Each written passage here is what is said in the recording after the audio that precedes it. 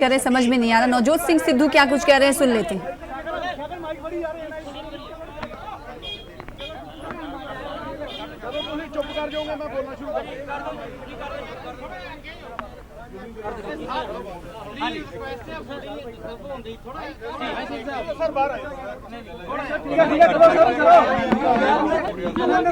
थोड़ा बाहर चले जी।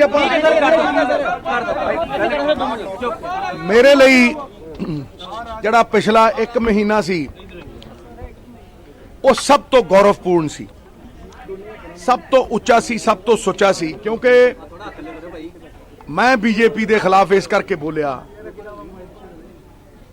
कि जदों देश बर्बाद हो रहा सी, आने वाली पीढ़ी ये ना कहे कि सिद्धू तमाशा दिखता सी। राहुल जी और प्रियंका जी के निर्देश के नाल अहमद पटेल साहब और वेणुगोपाल जी उन्होंने कैंपेन रन की, जिथे कहा उत्थे मैं गया। 100 तो उत्ते रैलियां ते प्रेस कॉन्फ्रेंसां हुईयां। मेरे पोलिटिकल जीवन का यह सब तो वड्डा सम्मान सी, और सच पूछो तो गौरवपूर्ण बिताया हुआ एक घंटा कीर्ति रहित युगों से कहीं बेहतर है। बुलबुला चाहे एक पल क्यों ना जिए, लेकिन सबसे ऊंचा होके जीता है। ये सबसे ऊंचा मेरे जीवन का पल था कि राहुल जी ने और प्रियंका जी ने निर्देश देके पूरे देश में कांग्रेस के लिए प्रचार करने के लिए भेजा।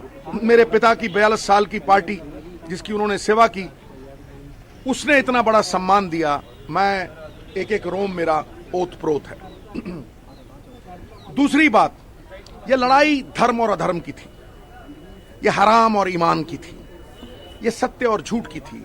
इसमें पार्टियों से ज्यादा हिंदुस्तान की हार या जीत होने वाली थी। इसलिए मैं अटूट अपने देश के साथ खड़ा था और एक ऐसी पार्टी के खिलाफ खड़ा था जिसने इस देश को धर्म के नाम पे, जात पात के नाम पे बांटा, और जो वचन दिए थे देश के विकास और प्रोग्रेस के, उससे भगौड़े हो गए प्रधानमंत्री।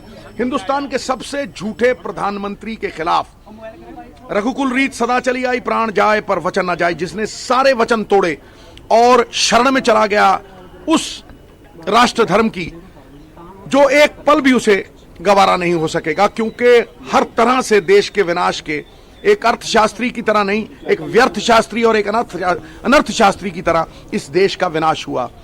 32 लाख करोड़ रुपया 5 साल में कर्जा चढ़ा। सारी सरकारी कंपनियां मार के अंबानी और अडानी, जो गाना